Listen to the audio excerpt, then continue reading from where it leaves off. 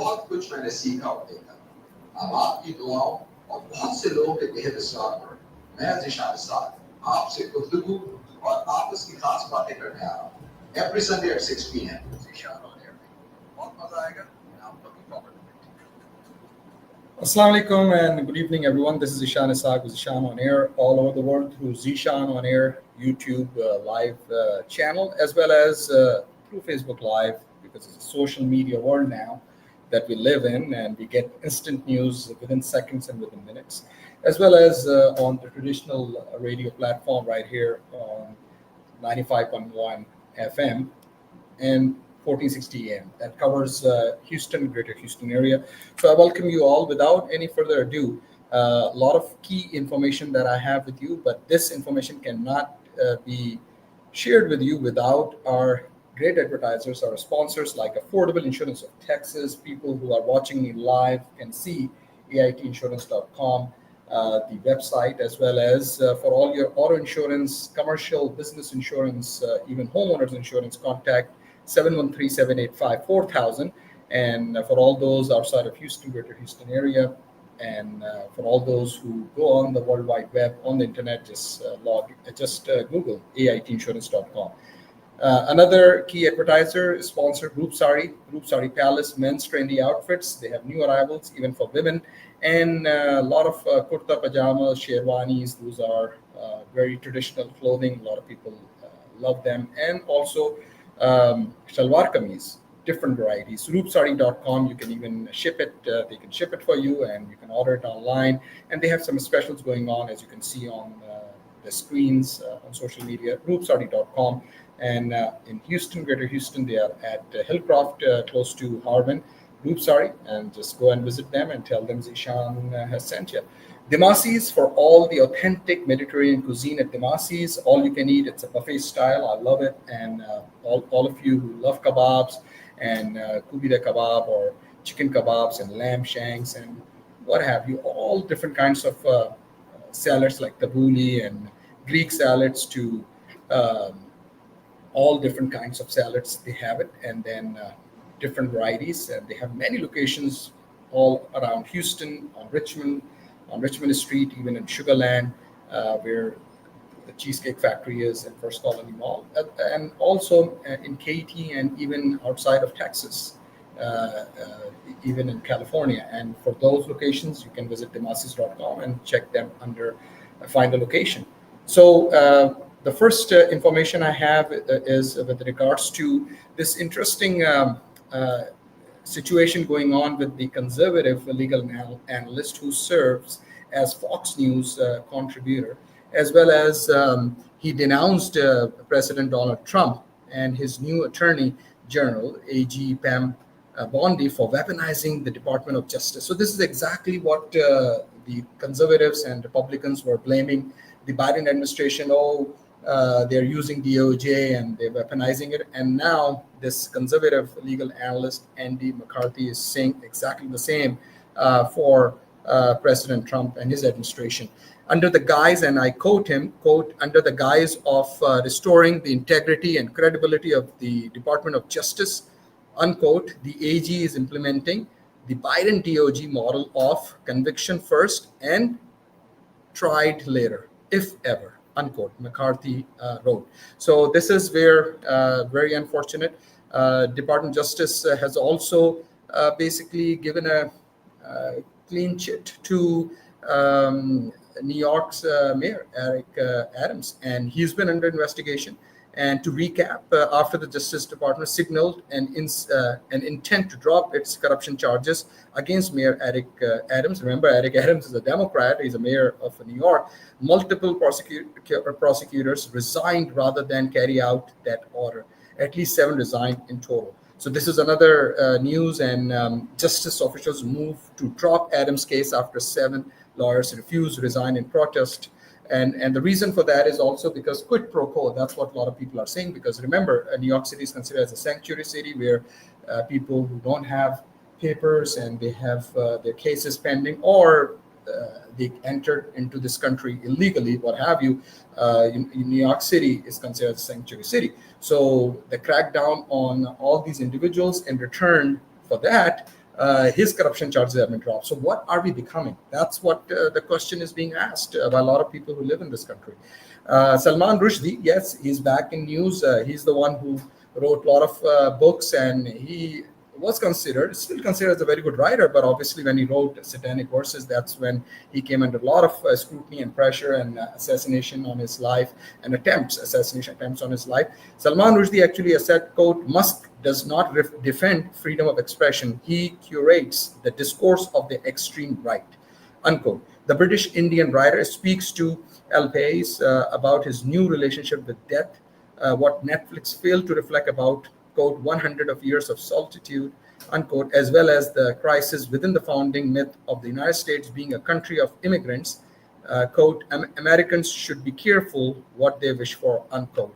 So this is Salman Rushdie, and he basically also what asked, you always talk about how love helped you recover from that traumatic event, but those who know you well say that you have a very good sense of humor. Has laughter helped you? That was a question that Al País, this news publication, asked him, and his response was yes, and it has always been like that. In my first books, when people reviewed them, they said they were very funny. Then, since what happened with the Satanic Verses wasn't funny at all, people stopped talking about my texts as being funny, even though my way of writing didn't change. Now, this has changed somewhat over the years. I've been allowed to be funny again, but my humorous writing has always been there. And this is where the extremism obviously is so sad, that even in fiction or in writing, and obviously what he wrote was very disturbing to Muslims and to all of those who practice the faith of Islam. And unfortunately, there's no justification for these brutal attacks. And his life, even though he basically was a Muslim and then he came out of as a Muslim, meaning he changed his faith, and that is up to him. No one has any right in the world to take his life, even though if he was a Muslim and then based on his own belief system or what have you, has a change of heart and became something else. So this is where we live in a world where instead of tolerance, we are seeing a lot of hate, and at the same time, people are not allowed to express themselves. And this is what Salman Rushdie, who has always been known for someone who has always been attacked for sharing his own expression, even though those expression and views are highly controversial and highly, I would say, offensive, especially to Muslims and Muslims all over the world. But that doesn't mean that anyone should take his life. And this is another issue. So that's why when he said something about Elon Musk, that resonates with the West, especially because he is considered as a beacon of expression and somebody who in fact risked his life because of the writing of his books. So Musk does not defend freedom of expression. He curates the discourse of the extreme right. That's what Salman Rushdie said. So that is something which I would say very, very interesting. Now, protests are set to take place in US President's Day, and this is going to happen tomorrow. Protests are set to take place in several major cities across the US on Monday, the President's Day holiday, which is tomorrow. These demonstrations are being organized by the 50501 movement, which stands for 50 protests, 50 states, one movement. These protests are a response to what organizers describe as, quote, the anti-democratic and illegal actions of the Trump administration, unquote. I just can't believe what I am reading and what I'm speaking with you. And today is February 16, 2025. Yes, that's right. You just heard it and saw it correctly. And those of you who are watching me live on social media, that's exactly what is happening. Quote, the anti-democratic and illegal actions of the Trump administration, unquote. This marks the second nationwide protest by the group following an event held on February 5th. Now, we certainly hope that these protests go peacefully, and we certainly hope that the National Guards are not deployed and people are not getting arrested for expressing their right to protest. That's, again, the First Amendment. You have the right to protest. You have the right of first speech as well. So everything is now being questioned in this America. Trump has also impacted the politics in Canada. Now, conservatives, the progressive conservatives in Canada, they are ready to take charge after almost 14 years of 14 years of government by the Liberals, especially Trudeau. His resignation that he announced a few weeks back has also shocked Canada. Now, threats to use economic force, quote unquote, including tariffs, that is now being used as one of the key, I would say, political issue and campaign issue in Canada. And Pierre is the conservative leader in Canada. Gap between liberals and conservatives basically is closing. Voting intentions Canada, if you can see on the graph, this is where people are moving more toward the conservative side, and because of the economic policy that has also impacted the chances of liberals to get elected in Canada. Trump's threats and statehood taunts reset race to lead Canada. So this is where Bloomberg has also reported for over a year, Canada's Conservative Party seemed on track to win a decisive victory in the next election as Justin Trudeau's governing coalition crumbled. Now, nothing seems guaranteed, and the reason is Donald Trump. So Donald Trump is again has changed the landscape, not only in the U.S. in terms of politics, but also in Canada. But again, as the pendulum swings way towards the right, then it swings back to the left. And I think the best way to govern is in the center, because that's where the stability is. And as a Democrat, I always have believed in common sense politics, common sense issues, because regardless you belong to the Republican Party, you're a conservative or an independent, or maybe you belong to some other parties, or if you're a Democrat, at the end of the day, people's issues need to be resolved. And right now, both parties have failed to resolve those people's issues. So that's why we are seeing all this discourse, and people are not at ease at all. So that's what's happening in Canada as well. And obviously, it has already happened in our country, in the United States, as Republicans have gotten the Senate, the House of Representatives, as well as the White House. So elections always have consequences.